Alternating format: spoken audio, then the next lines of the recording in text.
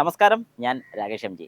നമ്മുടെ വാഹനത്തിൻ്റെ ഹോൺ മാറ്റുന്ന സമയത്ത് എന്തൊക്കെ കാര്യങ്ങൾ ശ്രദ്ധിക്കണം എന്ന് പറഞ്ഞൊരു സബ്സ്ക്രൈബർ ചോദിച്ചിട്ടുണ്ട്. അതായത് അക്ഷയ് MS ആണ് ചോദിച്ചിരിക്കുന്നത്. സ്റ്റോക്ക് ഹോണിൽ നിന്നും അപ്ഗ്രേഡ് ചെയ്യുമ്പോൾ എന്തൊക്കെ ശ്രദ്ധിക്കണം? പ്ലഗ് ആൻഡ് പ്ലേ ചെയ്താൽ മതിയോ?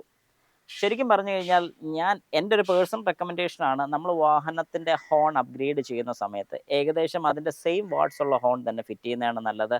അതും ആ സെയിം കപ്ലറിൽ തന്നെ കണക്ട് ചെയ്യാൻ നോക്കുക. ഇനിയിപ്പോൾ ആ കപ്ലറിൽ സൂട്ട് ആകുന്നില്ലെന്നുണ്ടെങ്കിൽ അതിന് പറ്റുന്ന ഒരു male or female socket connect ചെയ്ത് അത് same coupler to coupler connection ആക്കുന്നതാണ് ഏറ്റവും നല്ലത്. ഇപ്പം ഞാൻ തന്നെ എൻ്റെ വാഹനത്തിൻ്റെ ഹോൺ ചേഞ്ച് ചെയ്ത് നമ്മുടെ വിൻടോൺ ടൈപ്പ് ഹോണാണ് ഇപ്പോൾ ഫിക്സ് ചെയ്തിരിക്കുന്നത്. സാധാ ഹോൺ മാറ്റിയായിരുന്നു. കാരണം സാധാ ഹോൺ നമുക്കെല്ലാം അറിയാം, നമുക്ക് കേൾക്കുമ്പോൾ ആ ഒരു ഫീല് കിട്ടത്തില്ല. അല്ലെങ്കിൽ ഹോൺ അടിക്കുമ്പോൾ ആ ഒരു ഫീല് കിട്ടണമെന്നുണ്ടെങ്കിൽ നല്ലൊരു വിൻടോൺ ഹോണൊക്കെ ആണെന്നുണ്ടെങ്കിൽ അടിപൊളിയായിരിക്കും. പക്ഷേ ചിലരുണ്ട് ഭയങ്കര വലിയ ഹോണൊക്കെ മേടിച്ച് വെച്ച് റിലേ ഒക്കെ മേടിച്ച് കണക്ഷൻ കൊടുത്ത് അങ്ങനെയൊക്കെ ചെയ്യുമ്പോഴത്തേക്കും വരുന്ന പ്രശ്നം എന്താണെന്ന് പറഞ്ഞാൽ അതിൻ്റെ ഫിറ്റ്മെൻറ്റിൻ്റെ സ്ഥലം, അതൊന്നാമത്തെ കാര്യം. രണ്ടാമത്തെ കാര്യം, അത് ഫിറ്റ് ചെയ്തതിന് ശേഷം എവിടെയെങ്കിലുമൊക്കെ ഒരഞ്ഞ് ബാക്കിയുള്ള സ്ഥലങ്ങൾക്ക് പ്രശ്നം ഉണ്ടാകാനുള്ള സാധ്യതകൾ കൂടുതലാണ്.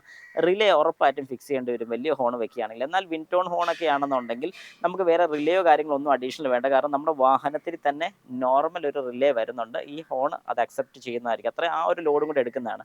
പക്ഷേ ഒരുപാട് ലോഡ് കൂടിയ ഹോൺ വെക്കുന്ന സമയത്ത് വരുന്ന പ്രശ്നം ഞാൻ ഈ പറഞ്ഞ പോലെ റിലേ അഡീഷണൽ വെക്കണം. വയറിങ്ങും കാര്യങ്ങളൊക്കെ നമുക്ക് അഡീഷണൽ വലിക്കേണ്ടി വരും. പ്രത്യേകിച്ച് നമുക്കൊരു പ്രോബ്ലം വരുന്ന ഈ വലിയ ഹോൺ ഇതിനകത്ത് ഫിക്സ് ചെയ്ത് വെക്കുക എന്നുള്ള. അത് ഫിക്സ് ചെയ്ത് കഴിഞ്ഞാൽ വല്ലതും AC-യുടെ പൈപ്പിലോ അല്ലെങ്കിൽ വേറെ ഏതെങ്കിലും വയറിലോ ഒക്കെ ഒരയാനുള്ള ചാൻസസ് കൂടുതലാണ്. അങ്ങനെ ഉറഞ്ഞു കഴിഞ്ഞാൽ അതൊരു പ്രശ്നമാകാനുള്ള ചാൻസ് ഉണ്ട്. പിന്നെ പലർക്കും വരുന്നൊരു പ്രശ്നം എന്ന് പറഞ്ഞാൽ അതിൻ്റെ നെഗറ്റീവ് നമ്മൾ ബോഡിയിലോട്ട് കണക്ട് ചെയ്ത് കഴിയുമ്പോഴത്തേക്കും പലപ്പോഴും ഇത് നമ്മുടെ സ്റ്റീരിയോയിലോട്ട്, അങ്ങനെ ആർക്കെങ്കിലും ഒരു പ്രശ്നം കിട്ടിയിട്ടുണ്ടെങ്കിൽ ജസ്റ്റ് ഒന്ന് കമൻറ്റ് കൂടി ഇടുക. അതായത് ഹോൺ അടിക്കുന്ന സമയത്ത് നമ്മുടെ സ്റ്റീരിയോയ്ക്കകത്ത് അല്ലെങ്കിൽ നമ്മുടെ മ്യൂസിക് സിസ്റ്റത്തിലും ഒരു ചെറിയൊരു വൈബ്രേഷൻ അല്ലെങ്കിൽ ഹോൺ അടിക്കുന്നതിൻ്റെ ആ ഒരു ഫീൽ നമുക്ക് അതിൽ കിട്ടുന്നുണ്ട്.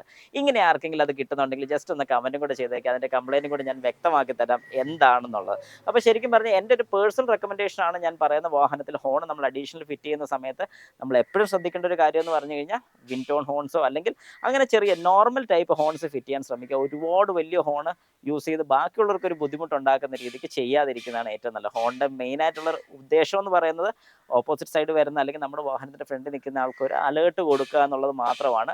അപ്പം നമുക്ക് ഒരുപാട് ഒച്ചയുള്ളത് വേണ്ട. കമ്പനി വരുന്നത് ചിലപ്പം ഒച്ച കുറവായിരിക്കും. അതൊന്ന് മാറ്റാൻ വേണ്ടി പറ്റുന്ന നല്ല വിൻടോൺ ഹോണുകൾ നമുക്ക് അവൈലബിൾ ആണ്. പല ബ്രാൻഡിൻ്റെ അവൈലബിൾ ആണ്.